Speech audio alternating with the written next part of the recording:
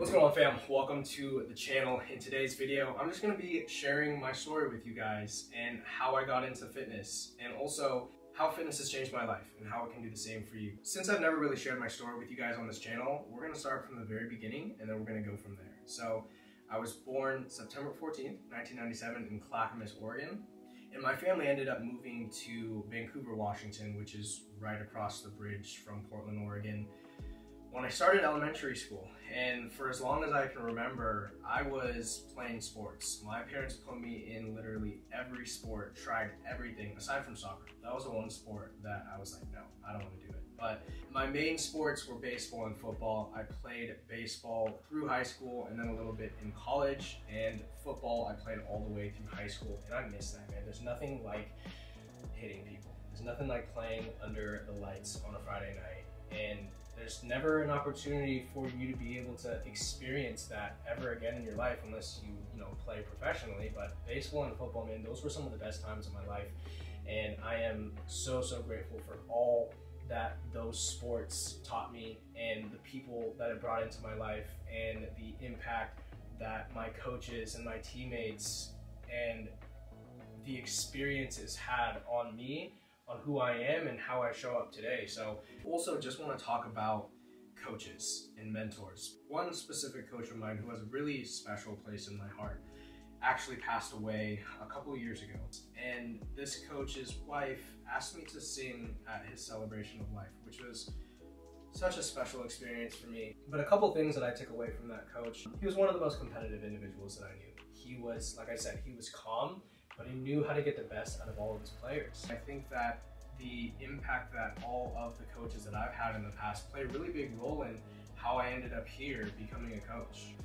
So after high school, I ended up playing college baseball at the University of Puget Sound. And when you go to college, you don't have your parents around anymore. There's no one to tell you what to do and what not to do. And that caused me to really kind of lose control and lose myself, right? The freshman 15, for me, my freshman year, I gained about 30 pounds because I was going to the cafeteria eating whatever the heck I wanted. I was drinking on a regular basis, and it just wasn't healthy, and it wasn't suitable for an athlete, right? I was on the baseball team, and freshman year, the introduction to being able to do and eat and have the freedom to do what it is that I wanted, I kind of took advantage of that, and I ended up gaining that weight. And what ended up happening was my sophomore year, I ended up getting cut from the baseball team. And I don't know if you guys can relate, but as an athlete, I'm sure you can relate, right? When you get your sport taken away from you and you've spent 10, 15 years working on that, that was my everything. That was who I was. And my goal was to continue to play at the next level, which obviously didn't end up happening. But yeah, I gained about 30 pounds my freshman year. I wasn't working as hard as I was before, and it ended up in me getting cut my sophomore year from the team, which was really difficult for me because I was living in a fraternity house with 7 of my closest friends at the time, and I was the only one in that group that got cut. Everyone else, that entire sophomore year, I had to watch them go to practices, watch them go to games, and I had to just sit there, and I didn't get to do what it is that I wanted to do, which was, play baseball. So that year was really rough on me. And I remember the meeting with my coach where I did get cut, and I actually don't remember it because when it happened, I was so shocked, I was so surprised that I just went downstairs to the gym and I trained.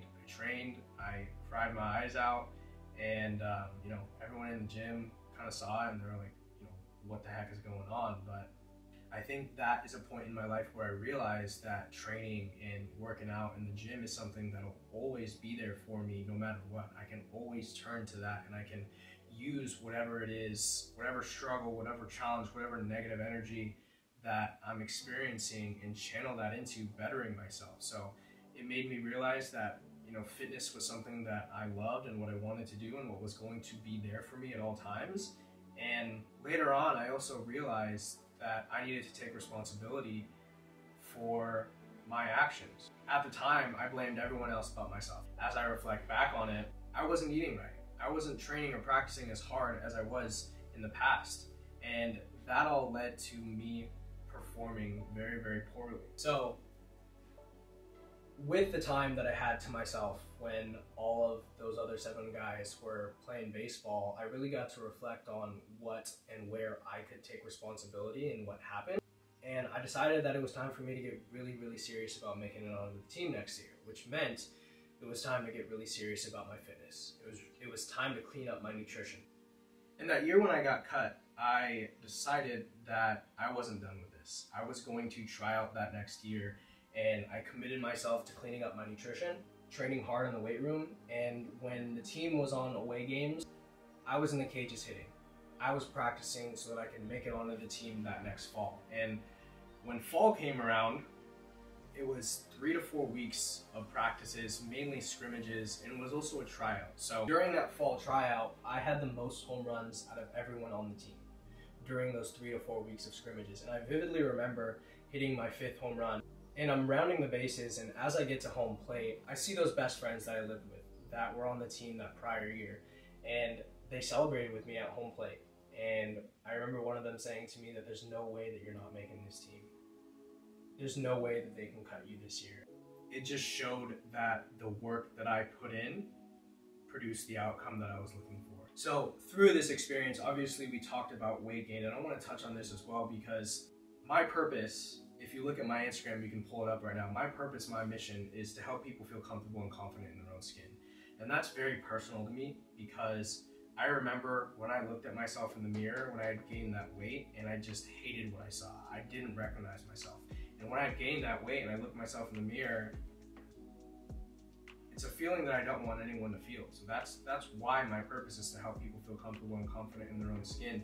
Not only was I overweight and finding myself wearing baggy clothes to cover my body, but I also have eczema. So growing up, I remember I would, in the summers when it was 80, 90 degrees out, while everyone else was in shorts and tank tops, I was wearing pants and long sleeves because I didn't want anyone to see my skin. I was always just trying to hide my body. I wasn't confident in my body.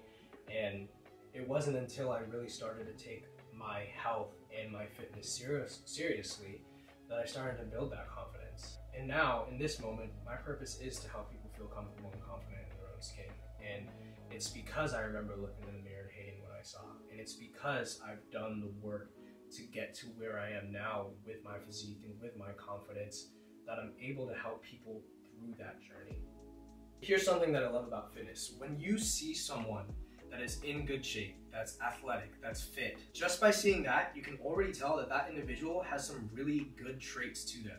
They have consistency, they have focus, they have discipline, they have delayed gratification and patience, and they have grit and resilience. Nobody just accidentally gets super ripped, super fit, and super athletic. That just doesn't happen. Those individuals that you see that have great physiques, that are fit and athletic, have put themselves through workouts consistently, have chosen good foods consistently. And that in itself tells you a lot about the individual.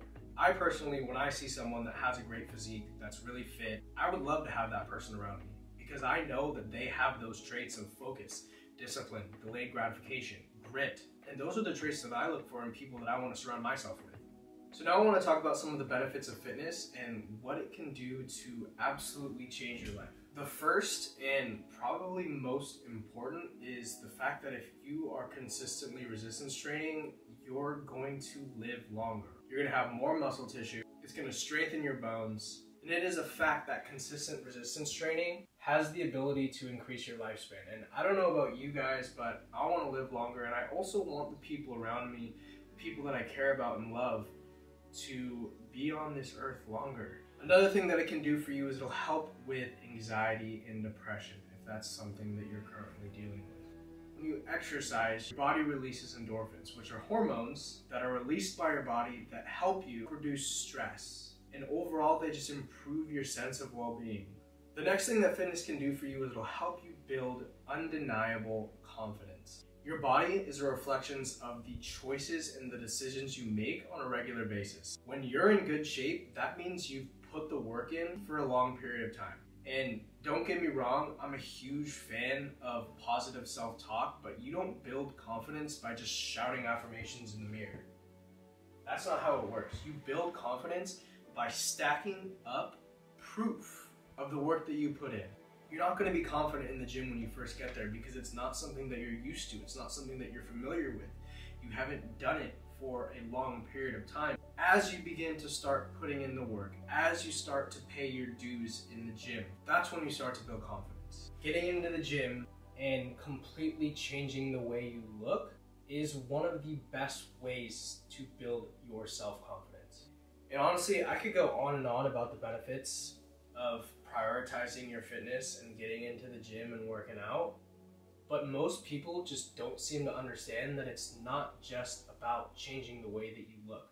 When you are consistent in the gym and you're putting in the work, you are developing traits that are going to help improve all areas of your life. Consistency, focus, resilience and grit, patience and delayed gratification, learning how to deal with failure, building your confidence, creating good habits, loving yourself, learning how to stick to and create a plan, getting yourself to take action when you don't feel like it. Because for someone who's been going to the gym for as long as I can remember on a consistent basis, there are so many days when I would rather do anything else than go to the gym. There are so many days where I feel tired and I don't feel motivated and I just don't want to be there. But understanding what my goals are and what my vision is and what going to the gym when I don't feel like it is going to do for me afterwards, and what it's going to teach me and what it's going to help build in my character and how I show up, is what gets me to go when I don't feel like going. Is why I love fitness so much. If that's not enough to get you to take your health and your fitness seriously, then there's nothing more than I can do, because no one's gonna do it for you. I hope you guys enjoyed this video. I hope you got some value out of it, and I appreciate you guys for watching and listening to my story. If you got value from this video, if it gave you a new perspective, if you learned something, please go ahead and subscribe to the channel for more content like this. Like the video, leave a comment, and I'll see you next week.